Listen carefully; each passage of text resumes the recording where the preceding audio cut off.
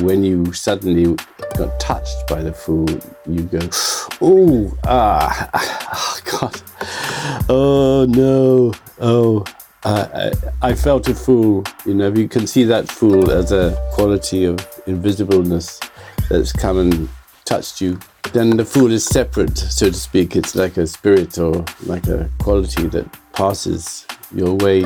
This quality of intuition is the thing that the fool is trying to guide you to continue be in touch with. And if you lose your intuition, it's then you feel a fool.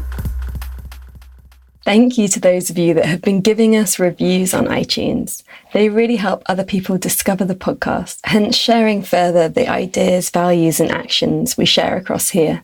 If you've been meaning to do one for us, please do. I'm planning to do some video call interviews for this series, as the show is a little bit too white middle class in terms of guests, and I really want to broaden the perspective and the issues we're including. If you have any ideas of who you'd like to be on the show, no matter where in the world they are, please write in to connect@thefutureisbeautiful.co with your suggestions. For patrons and anyone that wants to become a patron, we'll have our next call this weekend, which is always very fun and inspiring. So if you'd like to become a patron, just go to our website, click on community and sign up. I'm launching Presence Collective this summer, which will be a beautiful online community where we'll have permission to be human and explore together a lifestyle of connection and contributing to the beautiful future. There is only a little bit of information about it so far, but you can find this on our website if you click on courses. My guest this week is Jonathan Kay. By nature, a fool is indefinable, living outside the realm of the known.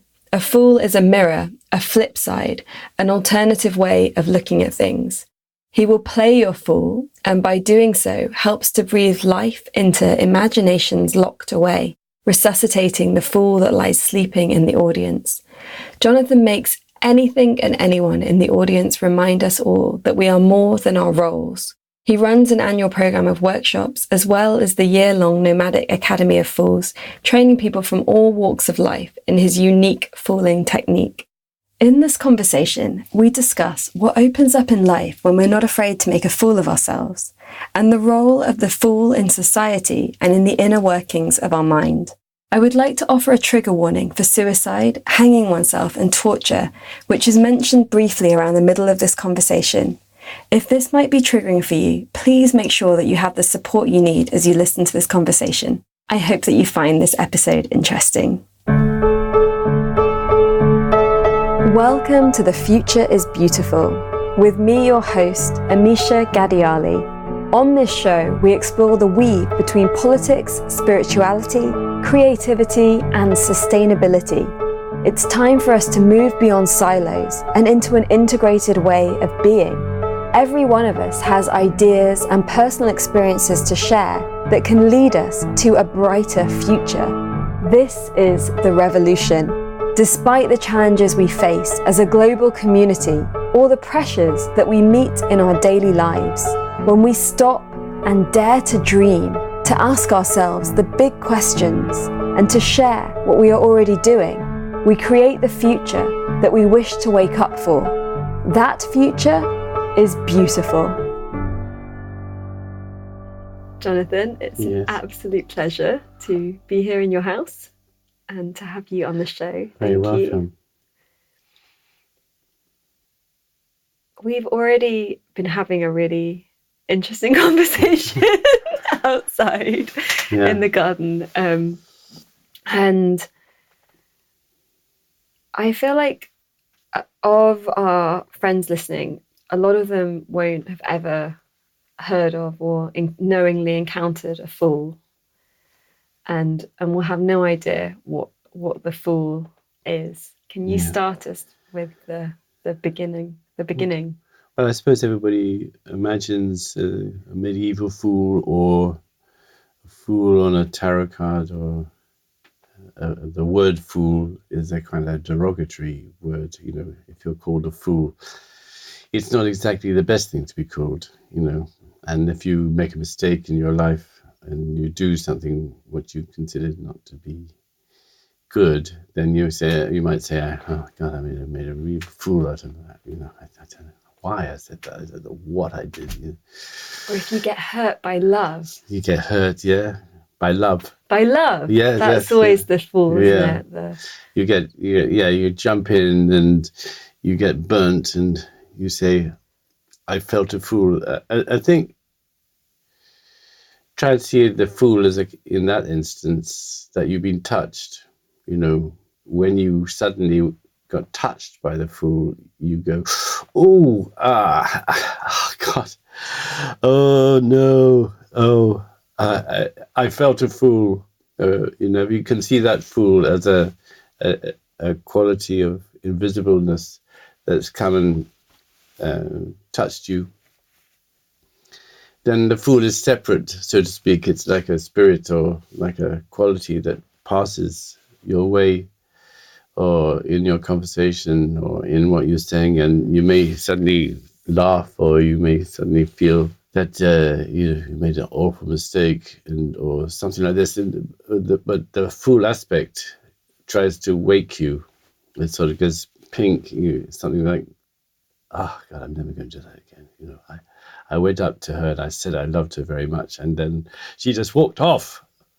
And it's not what you said, it's the way you felt about it. And that feeling is the quality of the fool is that you're being brought up to realize something. So is it possible that we all feel that, but we all think of it as a derogatory kind of mistake on ourselves, but not thinking of the quality that stimulated it? How is it got through to you? That you were going, then I thought, oh no, it's that point of a few split seconds where something goes on in you and you think, oh no, I just been talking too much, or I just been doing this too much. On this relationship, in this work that I'm doing, I'm working with the fool. To say that I am the fool is different than saying I'm working with the fool. So there's a twin effect there. The twin is, the fool is my twin, so to speak, and I am the one that it's working with. If I am the fool, then I would work with somebody on that same basis, working it's not really to upset anybody, but it's to reset somebody, sort of learn something from what appears to be a mistake, which actually isn't. There's no mistakes, really. There's no. So someone said, well, what do you do, Jonathan? I would say the king and the fool, as we understand it in medieval times, I don't think we've ever seen really how a king and a fool work together. But you can imagine a king sitting on a throne. You can imagine a fool next to them or in the vicinity of that king or queen. And in that king and queen quality, there's us. So if I say I'm going to go into town now, or how long is this going to go on for, and what's happening? I feel I need to say this. I feel I need to say that.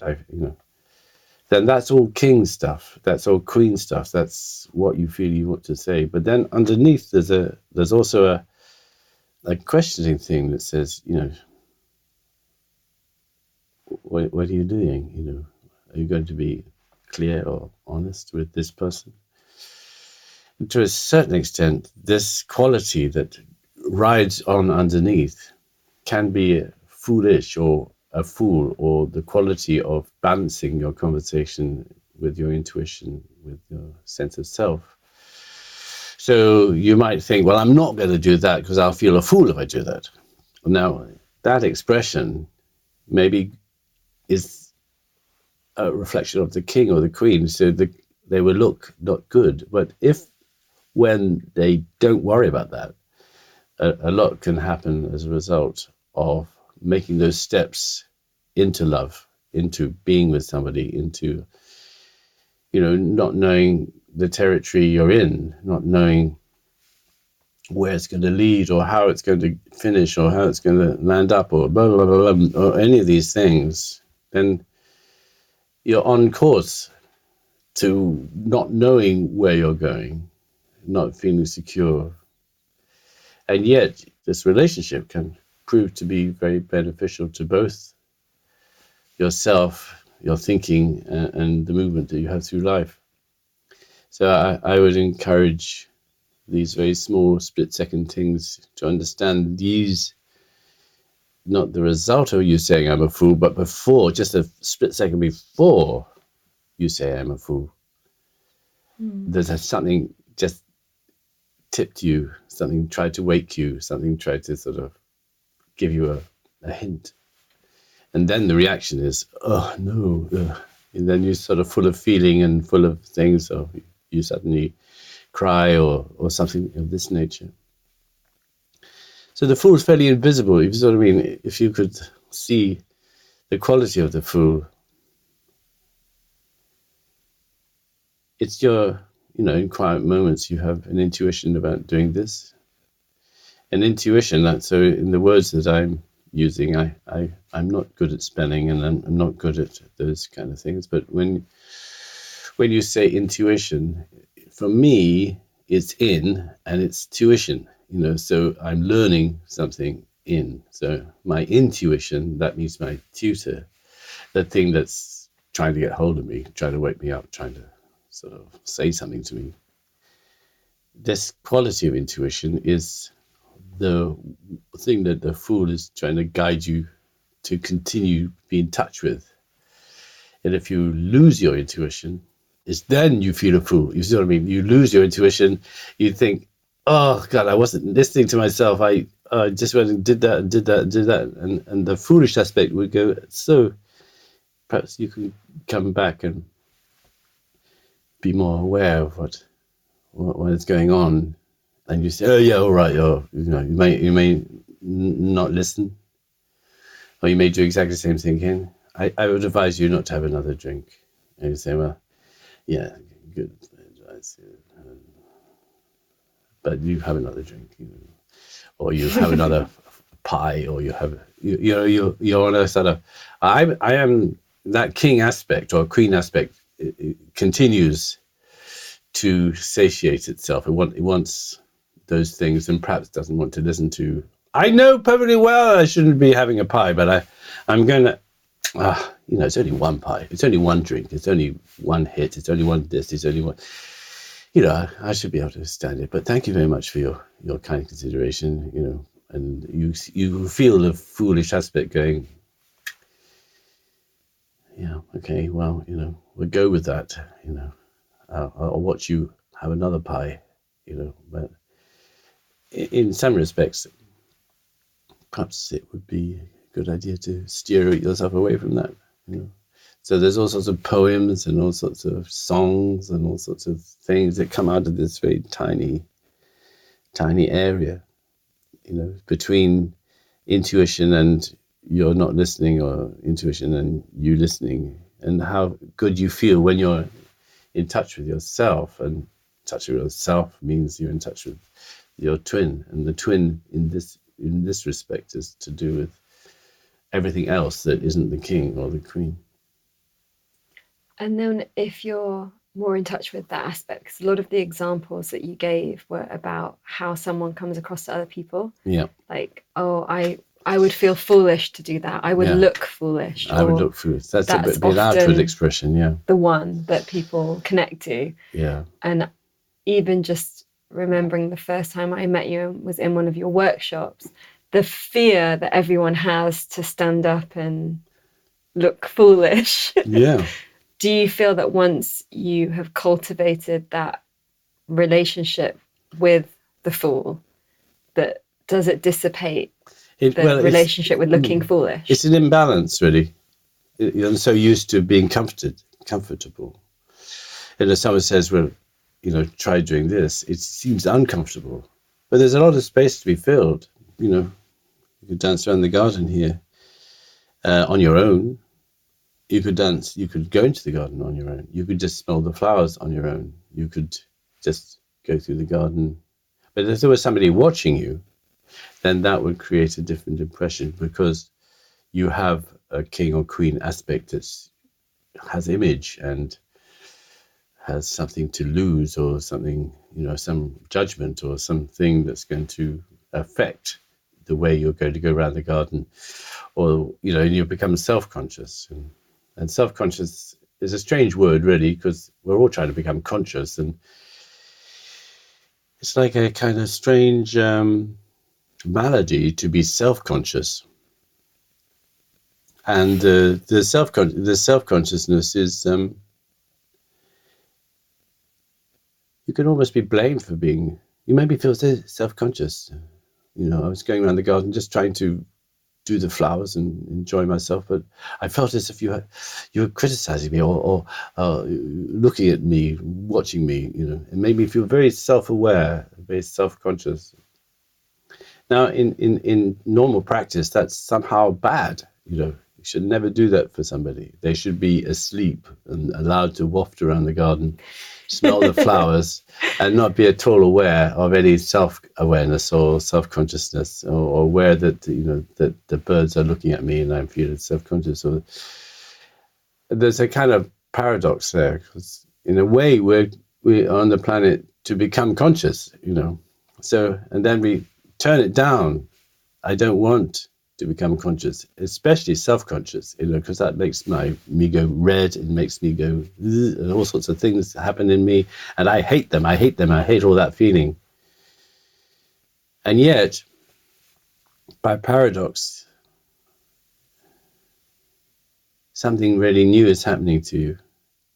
And being self-conscious is a derogatory thing again. But on the other hand, to be more aware of how you are and how the other person's feeling about you suddenly opens up a whole lot of things, which could be shyness and tongue-tied, and I can't speak, and I don't know what to say. I feel awful. We look at these things as being really bad, but they are a transition point out of habit and into a place that you don't know how it will happen or how it will work. So if you get up and you move in a space that you don't know, then you become accustomed to this a bit more and a bit more accustomed. So as you were saying, the more you do it, the more you are quite prepared to understand a few things. That you're working when you're working with the Fool, you're working in the archetypal world, you're working in the world of dreams, and you're working in the practical world. So you've got these things moving along at the same time, exactly the same moment. They're not differentiated.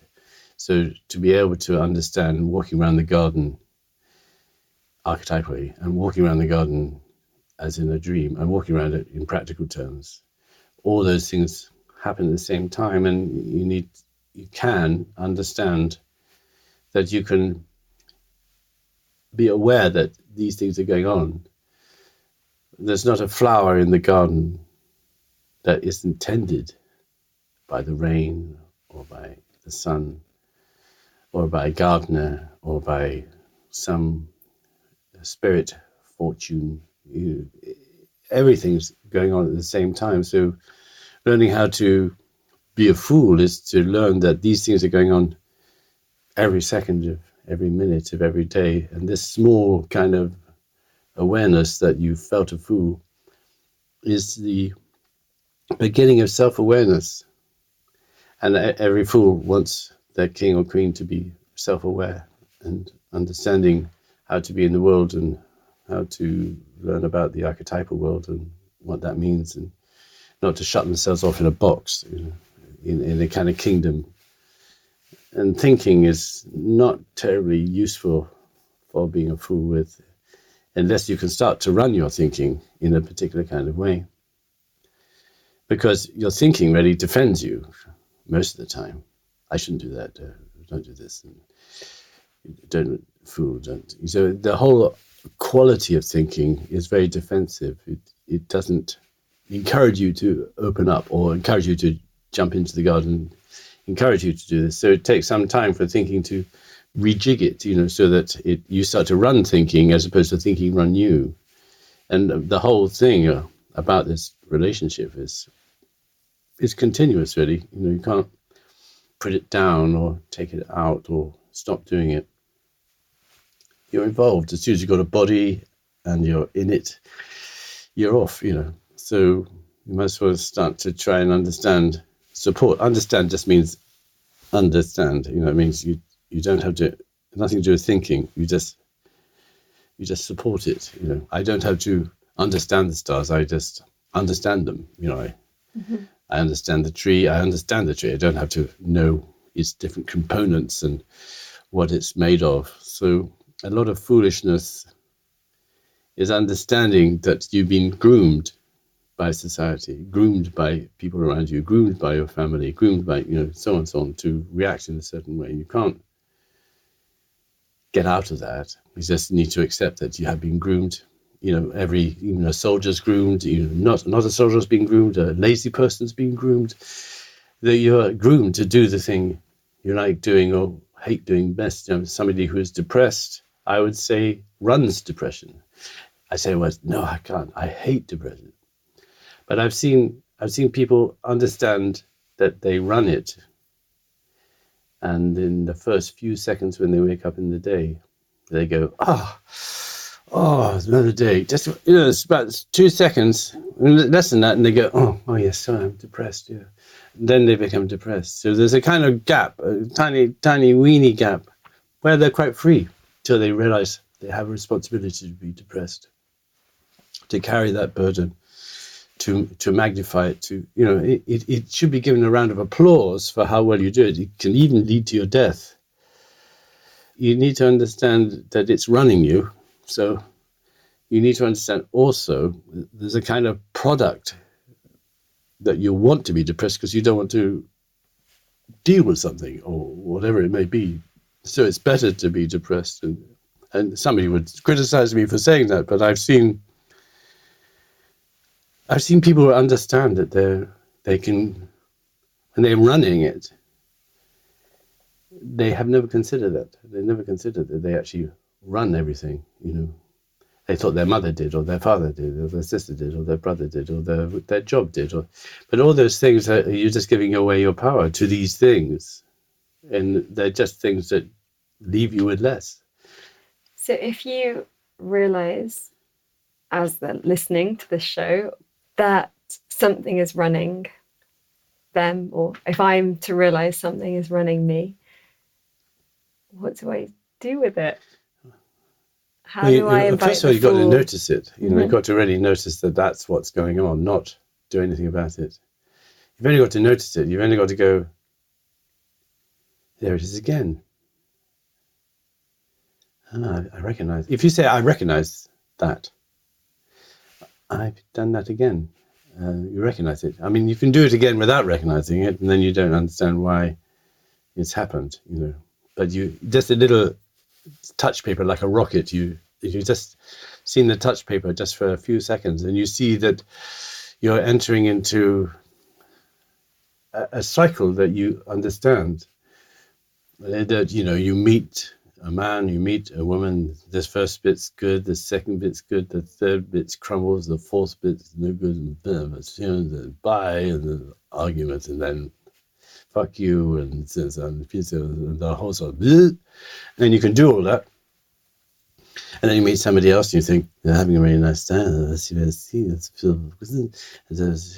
fuck you, as well, because they think, hang on a minute, I'm recognizing that I'm going into this the same way every time. So in this work, that would be a whole play, from the beginning of meeting to the end. So in this work, you would perform that. And the people would laugh, and they would recognize it, and they would see, yes, I do that, and yes, I do that. You don't answer it. You just say, I really enjoyed that because I noticed so much how it was me. I do that all the time.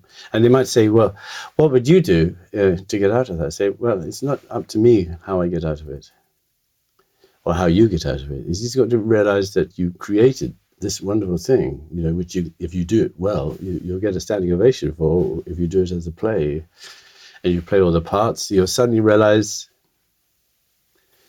I can create with this. Like painting a picture or writing a poem, or you're starting to be self-realizing. And I use the word realize because it's real eyes. You're using your real eyes. It's not a thinking thing. You're starting to see. When you start to see, you're using your real eyes. And then you say, I realize it. I wish that our friends listening could see what you're doing with your hands. It's so much part of the conversation. Yeah. So how you see things and how words are groomed. You get used to using a word like realize and not giving it any other. You don't use it at all. You don't do anything. You just think it's for a word that enables me to suddenly understand something that I didn't understand before. But I would use the word understand and realize as two different things. So understand is not taking something to bits to see how it works, but just supporting it with love. And to realize you can do that. You can support something with love. Yeah. That's enough. And that's enough. Everything, anybody, you, me, don't have to go very far to learn those two words, realize, understand, love. If you just use them as a set of words, then you're into thinking, and thinking is always slightly detached from the world because it's always trying to step back and understand something, whereas actually stepping back doesn't help. To be an audience doesn't help. You think it does, but you don't learn anything. You learn something when you're involved with it, When you're next in love with somebody, you got seconds flitting by that can keep you awake, It's when you go, you fall asleep, and then you realize you've fallen into the same pattern that you've been groomed yourself to do. And you wake up and go, God, I should have been more awake, Awake is a good word because awake is also at someone's death. So you have awake and you can be awake. You can realize you're not dead. You can realize that you're alive. And so these words are really, there's lots of foolish words and lots of ways of looking at this twin effect that stays within the vocabulary that you use every day. Can you realize those things that you say have another quality that they can talk to you about? I was very bad at spelling at school. So spelling was awful. Down the bottom of the class, I was feeling dim and stupid. I was really stupid at school. It wasn't until I was about 40 or 30 or something like this when I suddenly realized that I had gone to school to learn to spell. And I didn't hear that I'd gone to spell. That means make spells. That every word, everything is a spell. So any word you use is a spell. So if you say intelligently, you can make that word go gently. That's intelligently. But if you just go intelligently without looking at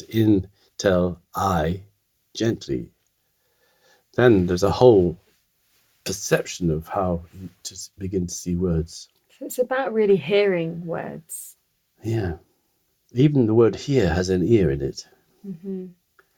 And is the breath of God. So you have to hear everything. It's not, everything I'm saying is not so. It's just the foolish way of looking at things that can actually have substance that is beyond the kind of everyday of, well, I wouldn't believe that. Why do you believe that? I mean, what do you believe? And blah, blah, blah. That stays within the contained box. So you have to have a contained box before you can see that you can play in this contained box and let yourself out. And that heads towards self-consciousness, and that heads towards consciousness, and that heads towards being open, and that heads towards being out of prison. How did you discover that you could work with the Fool and actually get to do it for your life? Well, I don't really know, really. I did a lot of shows without being a fool, although perhaps up to the age of, well, I think 1984, I'm guessing actually, but around that kind of time, I had been doing lots of work. I started a theatre company with friends called Attic Theatre a long time ago. Was a year in London, 1970, 71, a long time ago. And it was out of lots of shows, did shows in London, then decided to work in a community, in a town. And I suppose it could have been any town. It's just that thinking about it, like you do, somebody's invited us down to Winchester. And I thought, I didn't think anything of it, other than the fact that the person who invited us down, to do a pantomime at this teacher's training college. Anyway, serendipitously, just went off with a friend of mine down to Winchester, stayed there. And 35 years later, all sorts of work and things happened. And I worked with lots and lots of people, worked with music, a band, and because of working with a band, not in a band, I couldn't talk. So I spent 9 years working with music and didn't talk, but told stories without speaking for that time. Then the band left and everyone left. And then I said, well, everyone's gone. So this is something like 10 years later. I decided that I started with a phrase, I'd be a fool to be on stage with nothing in my head. So it really started with that phrase, really. And then working on the Fool and how to be on stage with nothing in my head. Began the idea of working with the Fool. And then people say, how do you actually do that? Just improvise like that and for an hour and a half and 2 hours just doing it. And then slowly I devised this kind of structure so that people could have a go at doing it. I think the structure is always developing, but it involves the everyday, then the dreams behind the everyday, and then the dreams behind the dreams of the everyday. So which is influence, So somewhere in that inner world, pretty well everybody has a home somewhere in the outer or inner world, a place which they can frequent. And I discovered all sorts of things about that. So engineered a structure and slowly developed it, and then began to give it to other people to see what they could do with it. I discovered things like the difference between structure and content. Nothing very much, but content can be thrown away. Content, you can just do any content. So like a piano is a structure, and you can play any tune on it. So the only thing that doesn't vanish is the piano. So you still play the piano, and you can play anything on it or do styles and things. So what was the equivalent of doing that in improvisation? So having a structure in which you could play anything on it. So the difference between structure and content, which is actually quite an interesting thing for me, since I determined that my body was structure, that out of this I could speak anything, I could see anything. So the common denominator was my structure, but what came out of it was content. Mm-hmm. And then I would say, well, that can apply to anybody. They have a structure, then out of that comes their content. But the thing is not to get You see, if you just feel your content, then you can get wound up with content. But if you know you're actually got a body and the body is not content, it's structure, which aims towards content. You have a hairstyle and you wear clothes and so on, so on, so on. So you put something on the structure, but essentially everything you say and do comes out of the structure. So encourage people to learn their structure, which then, comes up the idea of, being run or running it, So if I'm not aware of my content being just content, all the things I say every day are just content, and my structure can walk anywhere, do anything, could be anything, could, so on. If I climb a tree, if I get good at athletics, or I get good at being lazy, sitting in a chair, then what runs me? Is it my content that runs me, or am I aware that my structure can get up and really invigorate any content into life? So the content into life is the content into life is really the kind of interesting proposal, like somebody who is always repetitive about their content. They keep on saying the same thing. I say, well, you're involved with content. You're not involved with structure. So if you could just involve yourself with structure, then the content could easily start to change. Mm-hmm. But if I'm wound up with personality, which is something to do with a product and something to do with content, and a story and all this, and I get too involved with that, then I forget that it's all coming out of my structure.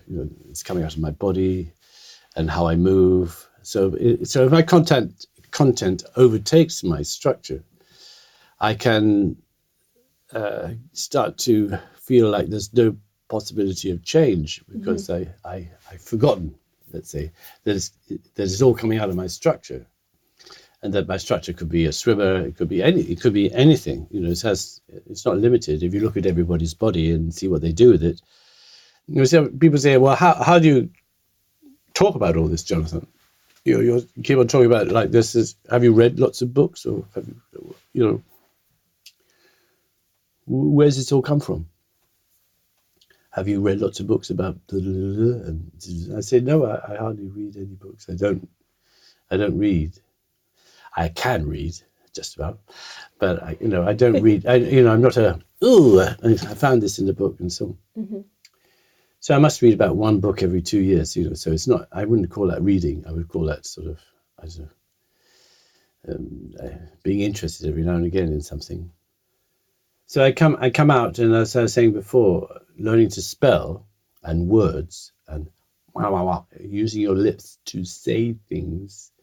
So in a very indirect way, I'm using my structure to form stuff that shoots out of my mouth, and it can represent how I am inside. It's a very kind of weird, wonderful practice. That as I speak, I mean, I really don't know how. Is it telepathy between my thought and my words? I mean, how is it? Am I telling my lips how to move? Not really. But so I got a synchronicity between something in my structure and something that creates content. So there's something behind content. It's not quite content. It's the kind of the sort of motor or the engineer of. It's not a mechanical thing, but it's desire, motive, mood. But essentially, I've said that quality is love. So the thing that motivates and opens my mouth and closes it, the thing that makes planets move around the sun, the thing that the stars move and the planets move and everything, all moved on perpetual motion. And that perpetual motion is love. So the whole thing is just I mean, because my body's been going on for millions of years, the shape of it, the way it looks, and that you can trace minerals in my body that come from millennium stars from galaxies miles away. It's all taken time, but the structure is just fantastic. Maybe the content is a bit sort of boring, because, I mean, you have this wonderful thing given you, and then you get worried about trying to get your bills paid and stuff like that, which is very present, which is very kind of business and so on. Mm-hmm. But, our bodies don't really have to be used for that. We're not here just to use our bodies to pay bills. It feels like it sometimes. I thought that's what humans were bred for. Bred for bill paying. A bill paying, so we got this, as I look into the structure, which is not a kind of like a building, and it's not, it's really, if anything lives on the earth more than, say, our spirit does, is our structure. The structure, there's this much atmosphere, there's this much gravity, there's this much thing, and it's being really honed so that I can breathe, I can so on. So it's really adapted specifically to be in this environment. So the environment is many millions of years old, so to speak, gradually changing or not. But my content isn't as old as my structure. But my structure, when I look at it or perceive it, then my structure tells me something which is over and above my present, bill-paying work, my, the activity of being with people and being in the present with them, and so on, so on, so on, so on. So this sort of leads towards the idea of what is the structure? The compassion of that structure. The structure is very tolerant of allowing me to be who I am without necessarily interfering with that. It can be interfered with, but if I'm waking up and I can understand it, then what's offered to me, it's not an idea. An idea is a thing that I think, so I think that's a really good idea, blah, blah, blah, blah. But I'm offered a whole lot of stuff that's undiscoverable unless I start to see things in a particular kind of way.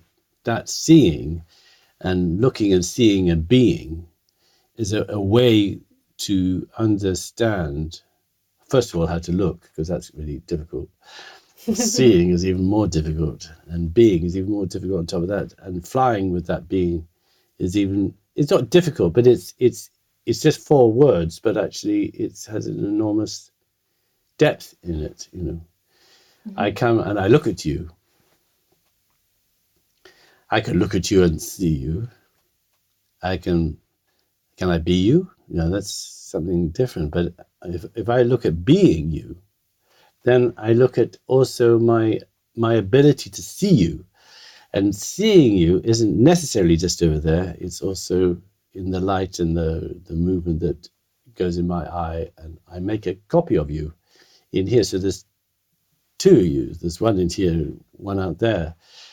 How I deal with that, how I understand that, how I see that I actually can only see you in here. I can't see you out there.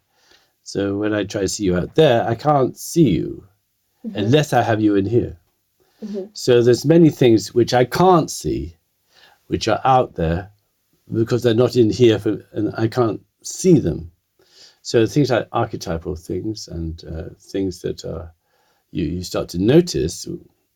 When you start to notice them, then I start to notice that they're in me. And when I start to notice they're in me, I can start that relationship with that you stimulate in me, that you put in me.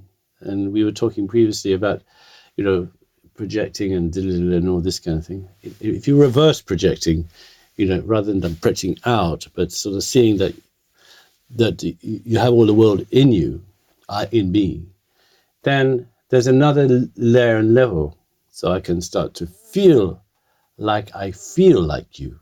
Not that I am you, but I can feel like I feel like you, and that would be called empathy. I have an empathy about the taste that I have, that you give me when I perceive you in me. Otherwise, I think of you out there. And then when I think of you out there, sitting in the chair looking at me, then that's split.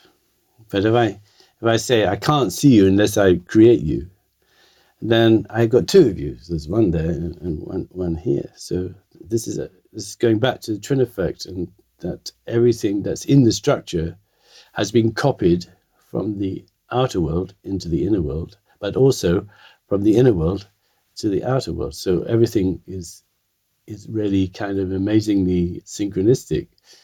If I manage to place myself in this position of structure and content, I can start to see how I see beauty in you.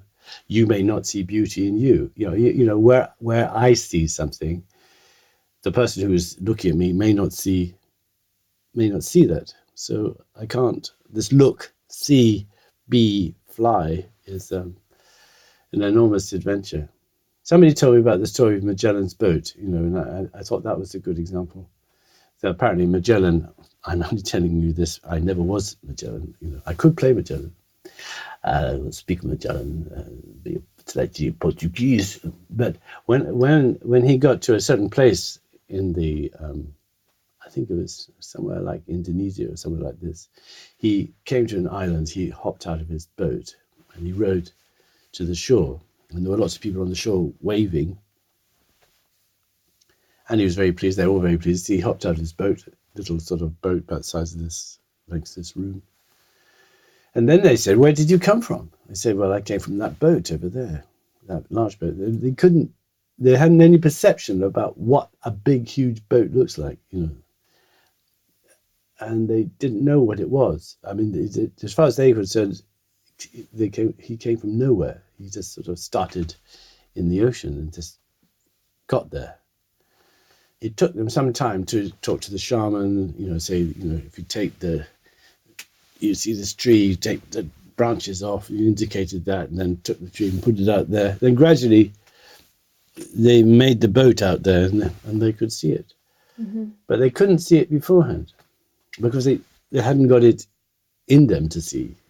So there's a lot, what I'm trying to say is there's a lot out there that we haven't got any reference for in there. So we miss it. We miss it. We just don't see it. And that can involve many things, that we don't see, because we can't really look for what we don't see, because we can't see, there's a paradox there. But when somebody explains how to see it and says, this is how you see it, and then it starts to open up, and you start to see how to look and look how to see. But then to be what you see, that you are being what you see, not splitting from it. So there's a wonderful relationship that you are being what you see, not you have to be what you see. When you see it, you're being it. So there's a kind of, I'm trying to slow it right down, but after paying the bills and everything else in the normal everyday workaday work, not behind it, but as well as there's all these things, look, seeing and being, and that's cracking along around you. So I found it difficult to understand that everything had an emotional level. So if somebody gives me a pot, because they like me or something, and they give me a pot, and I put the pot on the shelf, then it's not the pot that's on the shelf. It's all the giving, the person, the situation that focuses on the pot. So I can play, I can look and see what's around the pot and play that and be with that. So everything has an inner and outer world. Mm-hmm. But because of that, from the fool's point of view, you're actually becoming kind of clearer as opposed to being a fool. I mean, you're actually understanding something more. And then you can see that other people don't understand that and why they call you a fool, because they can't see it, so they obviously it doesn't exist. And because it doesn't exist, you're the fool for saying that it does exist, because I believe it. Hello, this is Amisha. We are just taking a little break from the conversation here. On behalf of myself and the team, I want to say thank you for being part of creating a beautiful future. We make this for you so that we will all have the vision, wisdom, and activism we need at this time to weave a new narrative. Can you help us with this?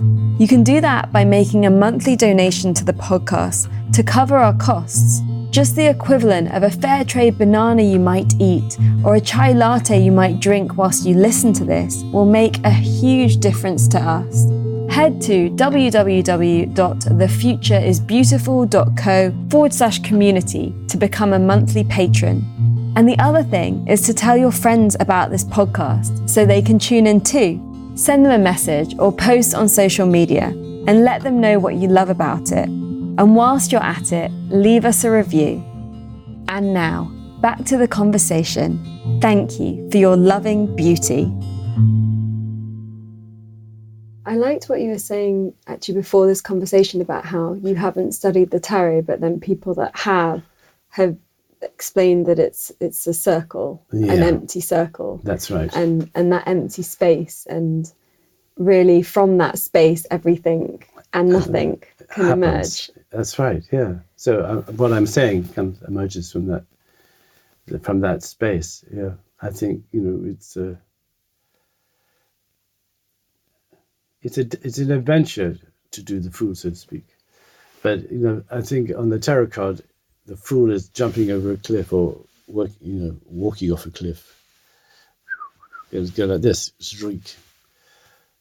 I met many people and they become frightened of themselves, as if there was something frightening in them that they didn't know anything about. I don't want to talk about that. Because if I talk about that, that'll be difficult. I say, well, why is it difficult? I mean, what is it why can't you go there? I say, well, because I was very hurt, or I was very. I say, well, these are all past things. Here you are with me. I'm not going to hurt you. So it must be some reflex that you have that hides. And the part that you are missing, you put in it. So you gradually put things away, and they're all you. And as you put them away, you're left with less and less. And you're left with fear actually meeting yourself. So why don't we bring them all back again?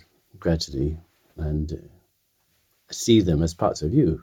So my boyfriend, I hate him, so to speak. But you can't really hate the boyfriend you've got. You just remember that you hated that boyfriend, but you don't need to turn around and hate yourself as a result of that hate. So let's bring it back. Let's start to play it. Mm-hmm. I was talking to a person the other day who went out for, was with her boyfriend and then went out to buy some milk and some bread and come back for breakfast. And when he came back, he had hung himself. And she said, well, I don't understand that. I don't understand, bye. So some sort of, I think we understood there's been some sort of sexual thing that went wrong, that he hung himself. I don't really know how that works, but you hang yourself and you have a better orgasm or something like this, if you strangle yourself, but not quite. It's called something like that. It wasn't a suicide. No, it was a suicide because he went too far, but it wasn't a suicide. It was an intentional suicide. So anyway, apart from that, she said, I can't look at that anymore because I keep on seeing him hanging in the thing, and it's taken me months. I've been crying and crying and crying. I say, well, it's like a kind of film, isn't it? You start there, go all the way through, see the film like this, you see it in your mind. He said, yeah, I see it in my mind. It took me, I used to play it every 4 seconds, and then I played every 5 minutes, and then I played every hour until, 3 years later, I'm playing it once a week or something, and it's become less. I say, well, look at it from a point of view that it's telling you something, not anything about him, but it's an offer now. So that sequence is an offer. It's already been done, so there's nothing will happen as a result of you thinking about it again. He won't come back to life. You can imagine he's coming back to life. You could see him in the street. You could think it was him, or many, many, many things. We say, well, why don't we start to play with it? I mean, that doesn't mean muck about with it. It just means to, like a play, to put it in a play. So you have play, a play, and the play. So play is just what we're doing now, just talking and playing with the idea of speaking about the fool and so on. But a play, we're also doing that as well. We're creating a play about the fool. Mm-hmm. So there's that going on. And then there's the play, how the archetype of the fool fits into the play that's been going on since time wasn't ever created. It's been going on forever and ever. So in the inner world, there's no time. And the outer world is time. So these things in the inner world are always beginning. They're not ending. They're always beginning right from the start, all the time. So you can't look into the beginning to see where the beginning wasn't the beginning. So so we have an expression: in the beginning was the beginning. We talk like the beginning is the most important aspect of beginning again, and then but when we involve time, then we see begin, then there's time. Whereas in the inner world, there's begin, and then begin again, and begin, keep beginning, begin. There's no time in there. So when you do, when you think of your lover being hanging, you put it into time. You go and you see it. I went out shopping and come back, and then it was hung.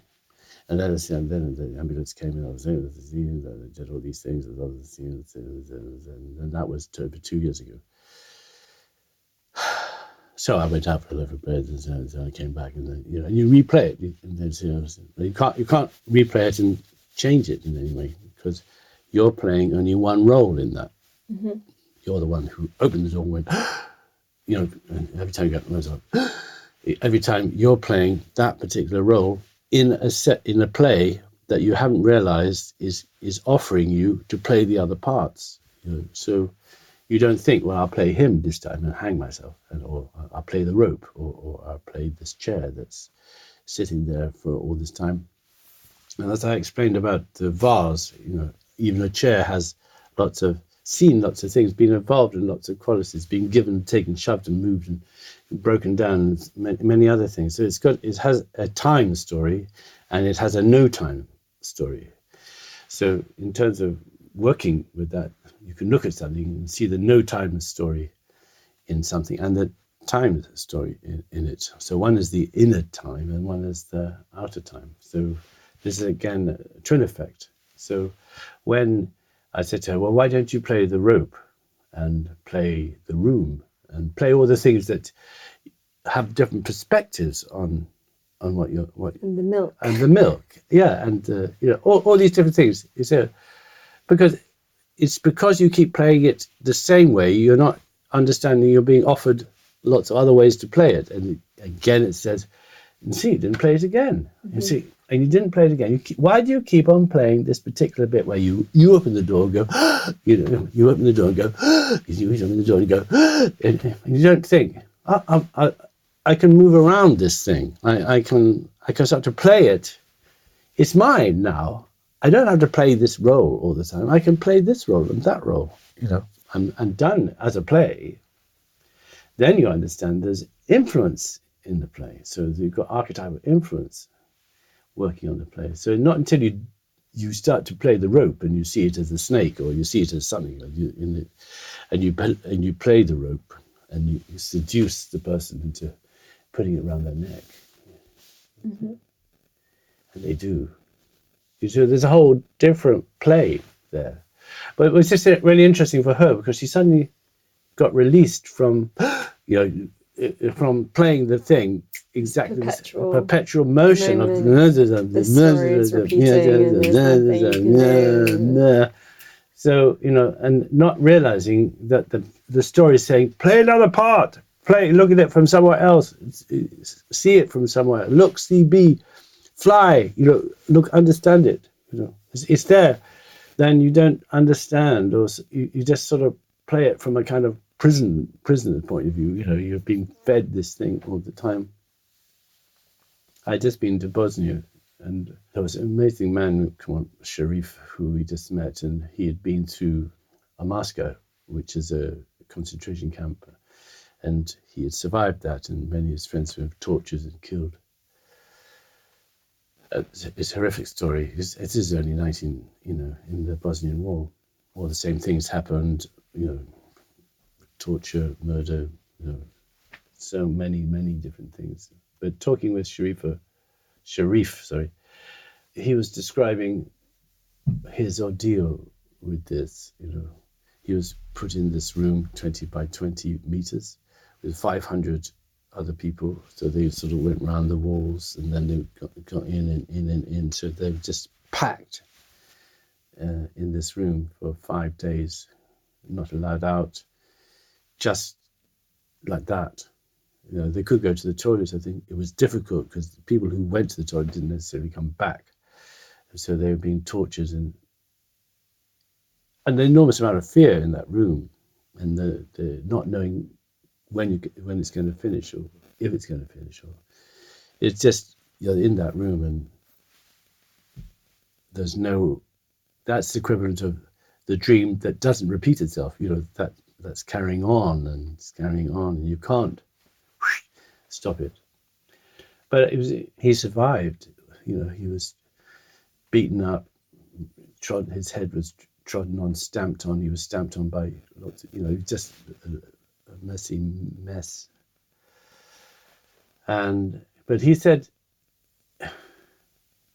that what I detected in it was that he had turned what was a punishment, or what was something meant to kill him, he changed it into something that initiated him, that he took a grain of something in him somewhere and held to that.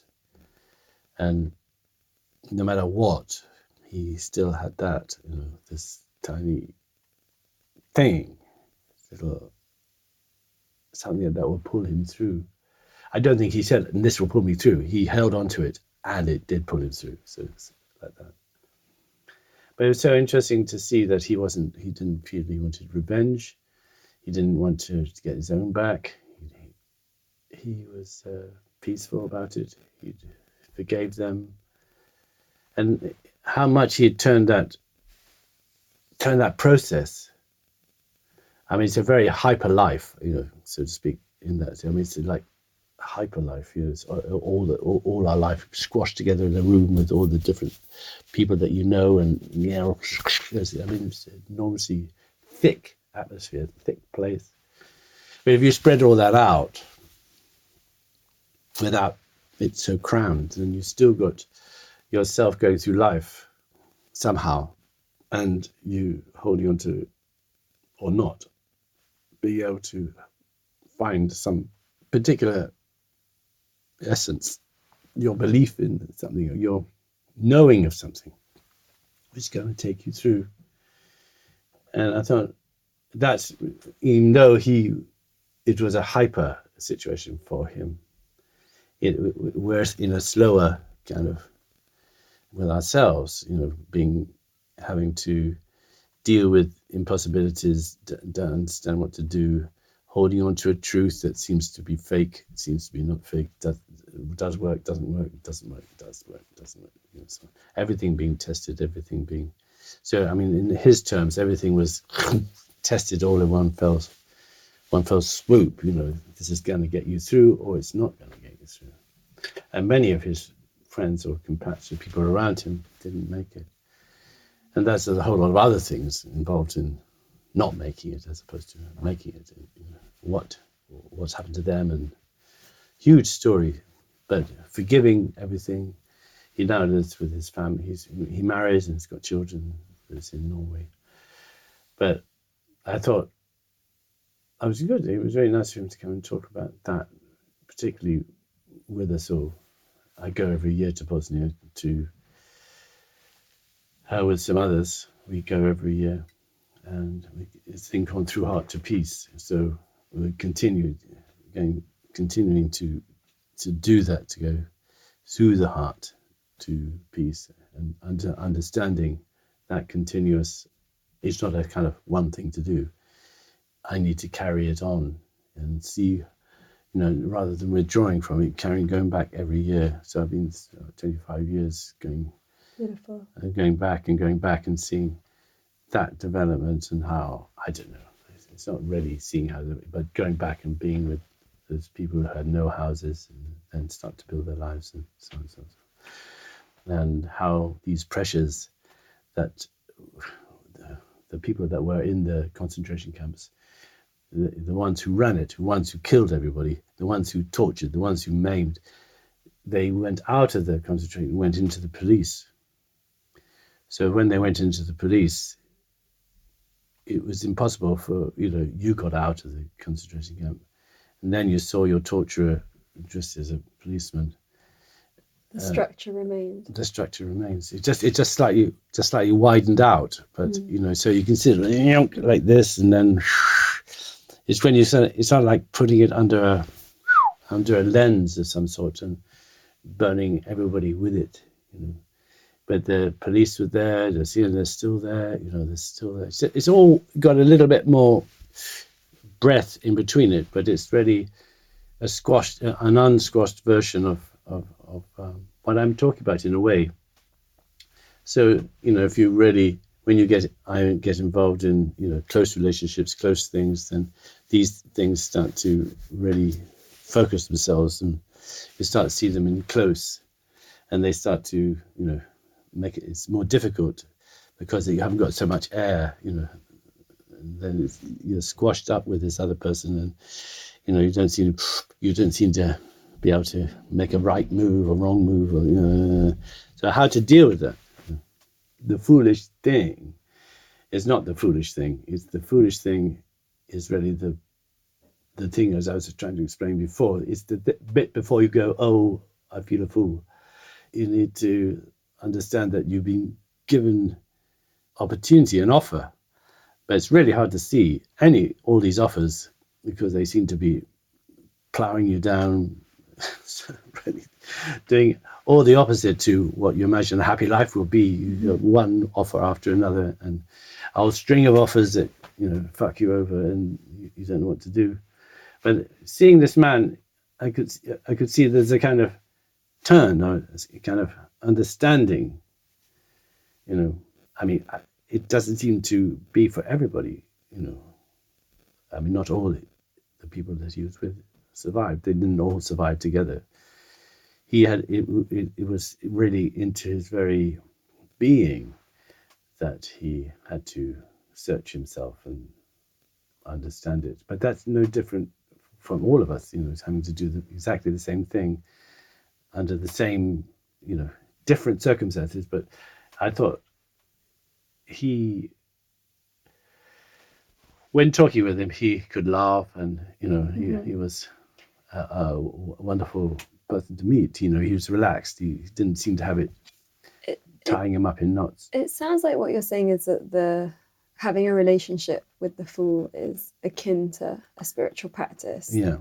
That other people might do it in a different way. Yeah. But for you, this was the way that enabled you to... Enables, and not able. I'm still being enabled, not. I haven't finished. You haven't finished yet. But enabled you to open something, continue to open something. That's right. And for me and my encounters with the Fool, one of the main things that have made it different to some of the other kind of spiritual practices that I've been involved in is the humor side of it. And I first, actually before you and I met Lucy Baker, who's somebody that's been through your mill. Definitely sounds like a mill. Yeah. I remember watching her, and the way in which she was using humor and an intelligence and a truth telling, it really spoke to me. Like it enabled this very deep belly laugh of truth, where you're like, oh, I see that in myself, you know, in the way that I think it was at we were both part of a co-working space called The Hub, which was for social entrepreneurs, and she was hosting a talent show for members, there was something else going on. I think I did a show there. It's upstairs around the back of the Angel. Exactly. Yeah. And I remember thinking, there's something going on here and I don't know what it is. And later on, Lucy and I became friends, and we hosted a retreat together it was a yoga and play retreat. So we had yoga and meditation and mythology from me, and then play and fooling from her. Yeah, right. And then I got to work with her again through this thing called the Spiritual Playground, which was her idea. We did it for 3 years at Secret Garden Party. Right. And it also had 2 more of your, what are they called? The people that have been through your mill. Yeah. So Joanne, Trey Marco and Chris, and each of us played a deity or a god, goddess belief system. We had the Yoni, the Lingam, Jesus, 2 sisters. Yeah. I was goddess Lakshmi. Yeah. We had Hanuman. Yeah. We had the American Dream. Right. We had Paul Scott. He does Hanuman. Paul Scott was Hanuman. Yeah. We had Captain Lavender, who was a superhero that had come from the previous incarnation, and we had Merlin G, the mixed race medicine man. So we were playing with this idea of what spirituality was, and the whole thing was bringing together the sacred and the profane. And we had a 5-element puja where the 5th element was kale, and just getting to play with these concepts and with these archetypes. Yes. And without a huge any like preparation really, other than the freedom to do it. And actually, when I see people that encountered that, they often come and tell me, oh, like it all seemed like fun and games, and there were dance routines and there was lots of silliness. Yeah. But that something can shift for people very deeply. Yeah. And that's the reflection that I've had when I've talked to people that encountered it. Yeah. Can you share more about that aspect of the Fool? Yeah, I can do. But mainly it's happening in real time. And when you talk with somebody, it's an after time. It's, but while it's going on, it's shifting. It's not a conversation anymore. It's something else that's going on. So difficult to put on the podcast. You suddenly finding these things. I feel that overall, if you listen to conversation, you could shift if you listen to the whole conversation. Mm-hmm. So listening to the whole conversation, it's possible for it to remind you, but it won't remind you as you see it, as you hear it. But if you allow the background to affect you, then you can feel the other qualities coming in to, not to change you at all, but they would be greeted. They want to, they're very humorous and they're very, not at all, malevolent or bad. Malevolent or bad is the receiver of those things. So everything is a gift in that sense. So behind the whole podcast, as somebody sits and listens to it, they can be influenced by the things that are behind it. The quality of imagination and where they go as a result of listening to it. So those aspects while you're playing, with Shiva and so on, you're not thinking anything particular. You're just, so the effect is in the audience. The effect is in far away from you. You're just probably thinking, I must put that mug over there and take it over there. But because you're trying to remember the dance routine. Yeah, I remember the dance routine. You know what I mean? You're not going. There's nothing terribly hyper spiritual about it. It's just that, you know. But the effect at a distance, you know, that you are being so insolent as to deal with things that you seem to have no real respect for. You know, I respect, but that conflict is happening in the audience's mind, and they carry that with them. So I'm not really responsible. I'm only responsible for 50% of what's going on, not 100%. So if I talk or speak or move or anything, you know, that's all I can do. The other 50%, it belongs to you or belongs to someone else, and they, with their 50%, they come and the two 50% make 100%, so to speak. And if I'm able to speak my 50% clearly, it can call your 50% out to meet it. And in that sense, we see something together. We still feel that. Our relationship, our openness can be detected, and our hiddenness can be detected, and how we are. So an audience can perhaps see that, feel that. And when they hear a podcast like this, they might go, oh, I don't understand anything that you were saying. Or something opened up when they were listening and they're doing the washing up, or they're doing something now. At this moment, they'll be doing something now. So now they'll be doing it. Whereas where we are then, because we did it then, and when they listen to it, it'll be, I can talk about them washing up or sitting in the car. I know you're sitting in the car. And I know you're enjoying talking and listening to us and being with us. And when you get up, and you'll remember everything that you heard.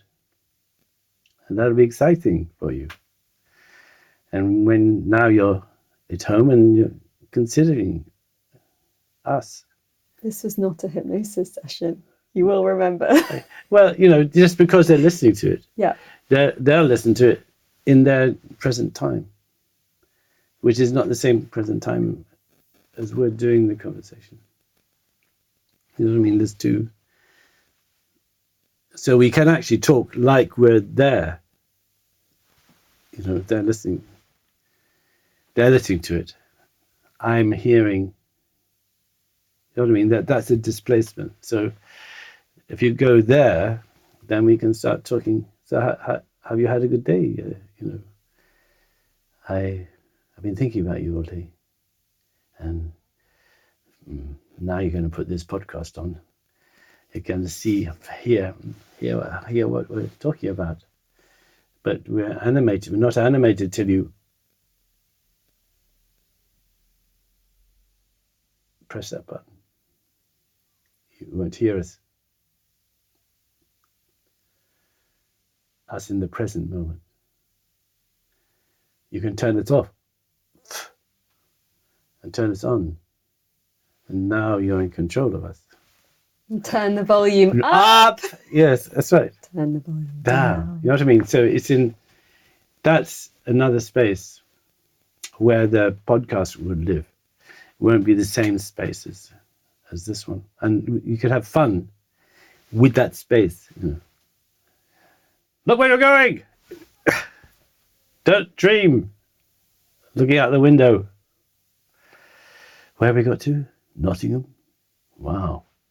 He said, oh, I own Nottingham. You know what I mean? It's these are things you play with. Those are played with in time. So the things you're talking about, that's where the fun is. Between this time and that time. So the last thing I want to ask you about is, do we have fools in society now? And if we don't, what does that mean for us? Like, we have comedians. Are comedians fools? Some of them, maybe. I don't know. Is satire the fool? Like I think, I mean, the difference between a fool, a comedian, an actor, a clown, they're all different personas. A fool can be anything, but a comedian can be a comedian. Mm-hmm. An actor can be an actor, but a fool can be an actor too. It can play a part. It can be a frog. It can be your mother. It can be all these different things to play. As a comedian, a very fine comedian is a very fine comedian. But if you ask him to do something outside their box, a different subject or a different thing where they're not comfortable with, it would be foolish for them to do that, to move outside their jurisdiction. So they would start to be a fool if they were ever increasing, giving up being a comedian and deciding to be a tragic actor, just bang, like that. So it's more, to be a fool is to go to the same edge. Let's say I went to do a show in Bristol on Friday. I didn't know what I was going to do. I felt a bit sort of dumpy and a bit sort of, I don't feel like I've got anything to say about anything, about nothing. But I knew I still had to do this show. So I went on and talked with them, and I spent an hour and a half with them. We did all kinds of stuff. I couldn't go through exactly what happened, but I was working into each and everyone's, what they brought with them to the theatre. Just played with that.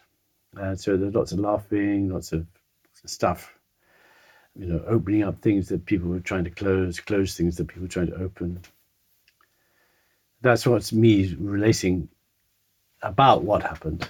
But there I wasn't thinking, I'll open that, I'll close this. I'm actually a sort of, let's say, a servant to the fool. I'm just being that, getting almost, let's say, nothing out of it, so to speak, other than I can see people enjoying themselves, and we're moving into areas. It was interesting because I said this person, Rob, who I put in the chair next to me, and I was saying, why did you go and meet Rob? What is today? It was Friday, so it was Sunday. I said, when's your next free day? He said, Sunday. He said, so why did you go to the pub? What's the pub near you? And he said some name, pub like the Horse and Dragon, that kind of thing. I know the Horse and Dragon, I'll be there at 8 o'clock. I said, will anybody in the audience be there to see him in the bar on Sunday night? This Sunday night. Are we there? And I was saying to the audience, isn't there a tremendous difference between talking about this and you actually going to the pub? What would take you to the pub that is just down the road or wherever it was, and meet and have a conversation with Rob, or just leave it and say, well, it's just a show. And the person living here, Jane, living here, and her friend who lives near Bristol, they went to see him. I mean, I wasn't telling them to go, but they went to see him, and he was there. He had said, I was just about to leave, but I spent the rest of the evening talking about lots of different things that they can talk about. But unless you actually go then and see what you can make practical out of something that's an offer, it's really trying to bring an offer into practical life, so to speak, in the paying for a drink thing, into a place where how can you make these things fit together and have so little of them ever landing? Your ideas, your things, your hopes, your desires, your wishes, your wants, just all floating off because they're apparently impractical, or and then I can make 100 more of them. And that this sort of thing, like seeing that you can actually go to the pub, meet the people, meet the person, and really, I wouldn't say that was a foolish act. I would say that was going for something that you have every hope that it will be there when you get there. And it was there. He had waited. He's honourably been there at 8:30. So we're talking about courage. I'm not sure what we're talking about. We're talking about putting something into practice. How many times have you wanted to meet somebody and not met them before, feeling that they may not be there, or you may not be there, or you talked about something but you didn't speak it. Those things bring them into time. So you've got no time and time. So it's up to you to go from no time to time, and understand that you can do that. You don't have to live in timelessness or live totally in time. There's a fool jumping from one bit to the other. Mm-hmm. Does that make any sense? It does. Oh, yes. Right. At least I've got one person who understands. So, what we're talking about here is that a lot of us, I'm pretty sure that everyone listening can remember multiple moments where they've had an impulse and they've talked themselves out of it. That's right. Because of appearing to be foolish in some way, way. However that might play out to them, wherever their kind of shame body is, or whatever the ways that they've been sculpted have told them what's possible and not possible. Yeah. It's really giving ourselves permission and making that jump to make the thing happen where the impulse arose. Yes.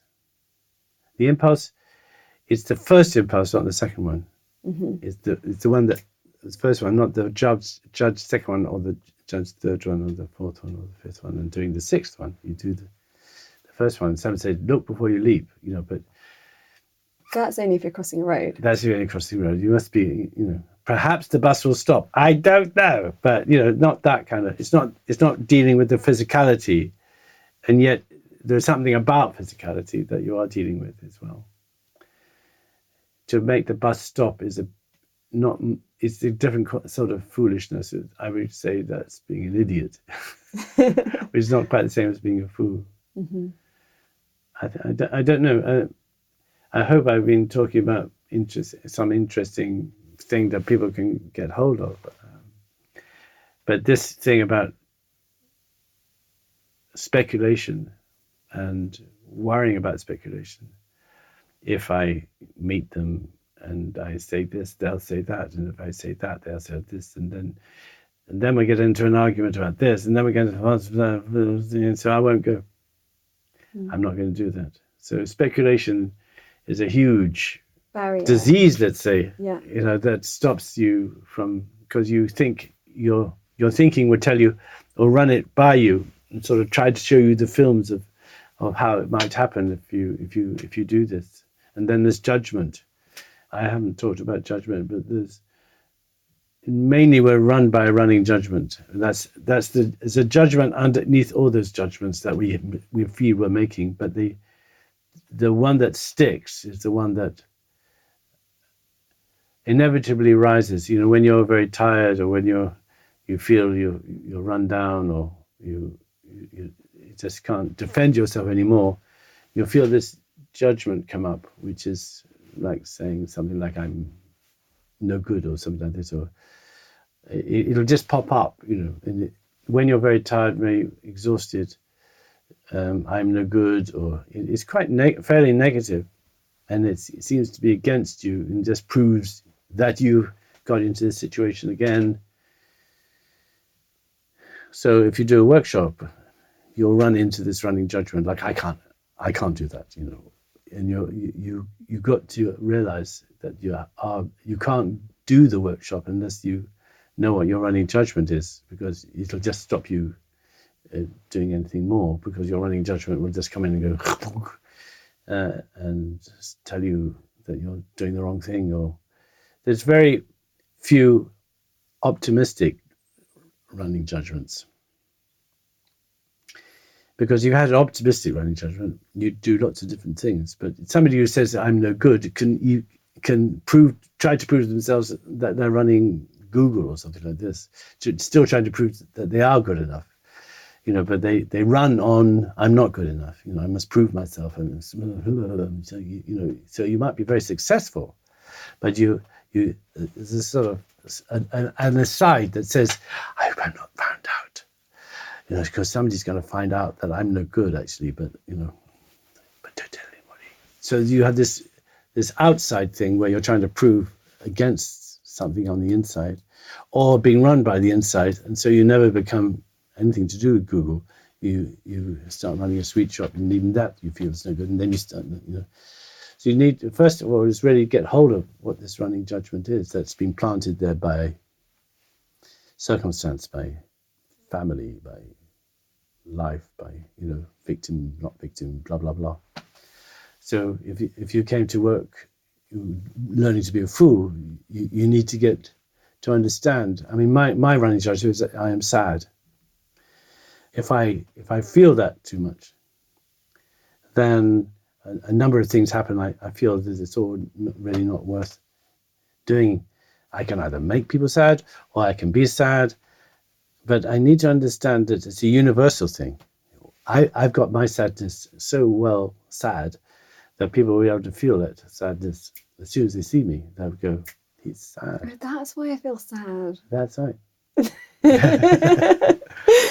There's an underlying sadness, but with somebody else there's an underlying something else, but that's the kind of, it bumps along on those sort of things. But I need to realize that it's there, not that it's not there, and so everything I can open that up, and I know that other people feel that sadness too, and I can talk within that sadness. Whereas if I just do it to myself, I would destroy myself with my own sadness, So it'll just go around, and I shall, not bother to do anything. So it's the same thing. How to run it and not be run by it. It's an amazing realization to see that. And I see everybody's work that they do in art or whatever, that they have a running judgment that creates all the art, that creates all the books, that creates all the things, because they have this sort of platform upon which most of the things are derived from.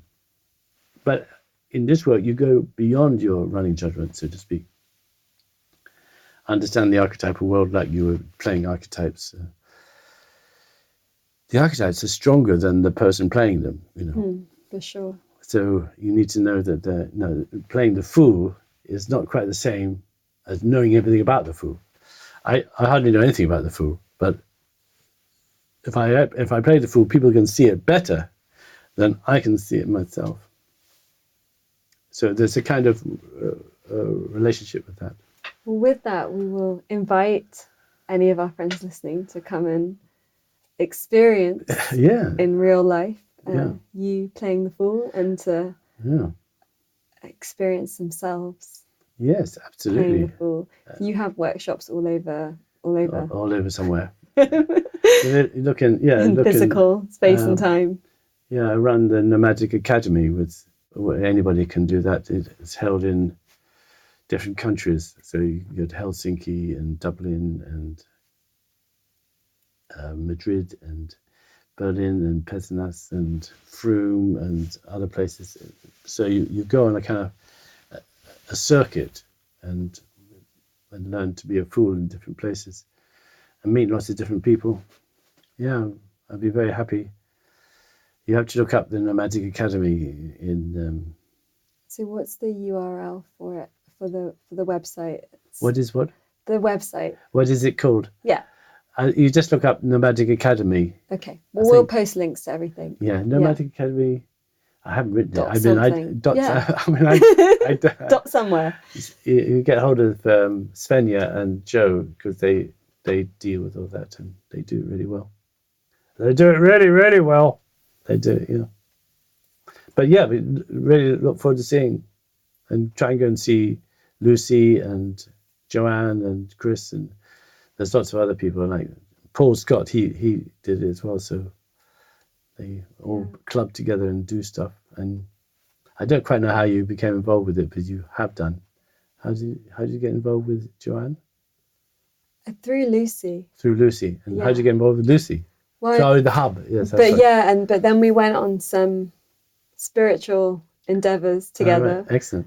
And then when she was putting the spiritual playground together, she just felt me in it. And it was a beautiful initiation for me, because at that time in particular, I was like deep in like teaching yoga and meditation. And the beautiful thing is because in my natural way, there's a lot of humor, and it helped me to really bring that into yoga and meditation and everything. Fantastic.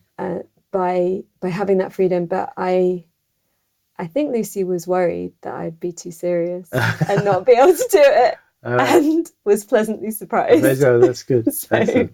Well, it's been very nice meeting you. Thank you, Jonathan. There you go. Thank you. Thank you for spending your precious time with us. As always, you can find links to everything we mentioned in this episode, download our book, and discover so much more over on the blog. We don't believe in selling you things you don't need through this podcast, and so it's made possible with you, our community.